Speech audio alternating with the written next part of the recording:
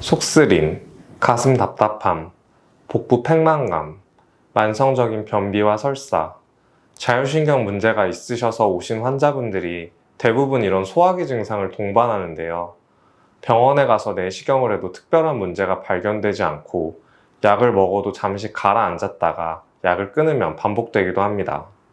그런데 신기하게도 자율신경 기능 이상으로 인한 근골격계 통증이나 두통, 어지럼증, 신경계 질환, 알러지 등으로 내원하신 환자분들이 거의 대부분 소화기 증상을 동반하고 있습니다.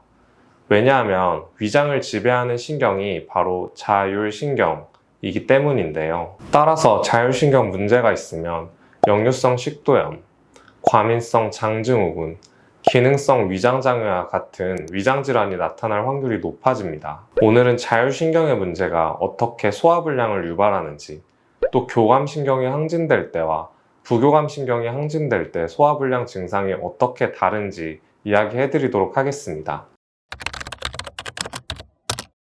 자율신경에는 교감신경과 부교감신경이 있죠.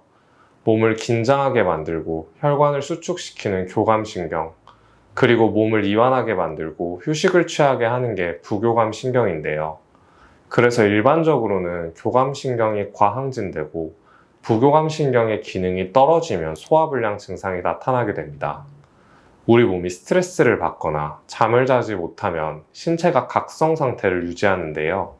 이때 교감신경이 항진되는데 그러면 위장관 주위의 혈관을 수축시키고요. 위장과 관련된 소화액의 분비가 줄고 위장 운동도 억제되어서 소화가 잘 안 됩니다. 여러분들이 화나는 일이 있거나 중요한 시험을 앞두고 긴장한 상태에서 음식을 드시고 바로 체한 경험이 있으실 텐데요. 이런 경우가 바로 교감신경 항진에 의해 발생하는 소화불량 증상입니다. 그런데 자율신경 실조증 환자분들 중에 소화가 잘 안 되시는데 막상 자율신경 검사인 HRV나 뇌파 검사를 해보니 부교감신경이 우세하게 나온 경우도 적지 않은데요. 부교감신경은 분명히 소화를 하게 만들어주는 신경이라고 들었는데 왜 이렇게 나온 건지 의아해 하십니다. 이런 경우는 두 가지로 나뉘는데요. 일단 대부분 처음 소화불량이 나타날 때는 교감신경 항진으로 시작되는 경우가 많습니다. 그런데 우리 몸이 스트레스를 받고 얼마 기간이 지나지 않았을 때는 교감신경이 높고 부교감신경이 높은 각성 상태가 유지되지만 이런 스트레스 상태가 너무 오래되면 한 몇 년씩 되다 보면 항진되었던 교감신경도 떨어집니다. 교감신경과 부교감신경은 한쪽이 높아지면 한쪽이 떨어지게 되어 있는데요. 그래서 만성 스트레스로 인해 부교감신경 항진으로 검사 결과가 나오는 것입니다. 이때는 단순히 자율신경 검사 결과가 부교감 우세라고 해서 부교감 우세형이라고 판단하면 안 되고요. 자율신경 검사, 문진, 맥진 등을 통해 환자분의 전체적인 몸 상태를 체크하고 나서 진단을 하는 것이 가장 정확합니다. 그 다음으로는 부교감 우세형 소화불량이 실제로 나타나는 경우입니다. 부교감신경은 신체를 이완시키는 작용을 하는데요. 혈관도 마찬가지로 확장을 시키게 됩니다. 그런데 교감신경이 혈관을 지나치게 수축시켜서 위장관으로의 원활한 혈류 공급을 방해한다고 하면 부교감신경이 항진되면 혈관이 너무 지나치게 이완이 돼서 마찬가지로 혈류 공급이 안 되는 것이죠.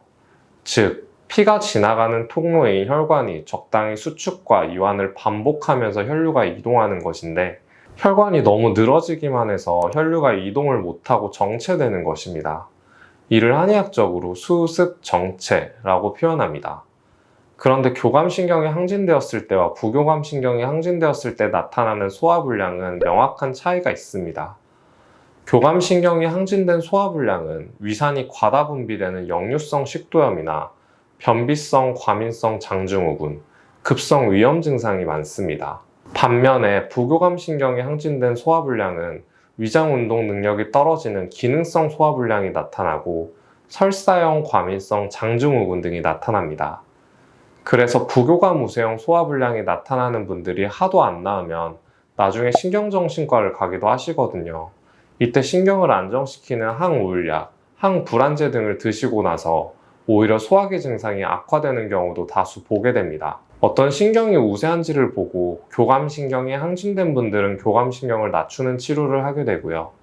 교감신경이 나오는 척추 분절에 침치료와 추나치료를 한다거나 과도한 흥분을 가라앉히는 한약치료를 합니다.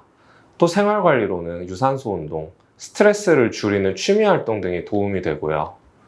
부교감신경이 항진된 분들은 몸이 허약한 상태인 경우가 많습니다. 필요하다면 보약을 드시거나 아니면 공진단 같은 것들도 몸을 적당히 각성시켜줘서 도움이 됩니다. 부교감신경인 미주신경에 직접 약물이 들어가는 치료를 하기도 하고요. 생활관리로는 너무 집에만 계시는 것보단 야외 활동을 좀 하시고 적당한 근력 운동 같은 것들도 도움이 될 수 있습니다. 오늘은 이렇게 소화불량을 유발하는 자율신경의 문제에 대해 소개해드렸습니다. 소화불량이 다 같은 소화불량이 아니고 교감우세형, 부교감우세형이 있고요.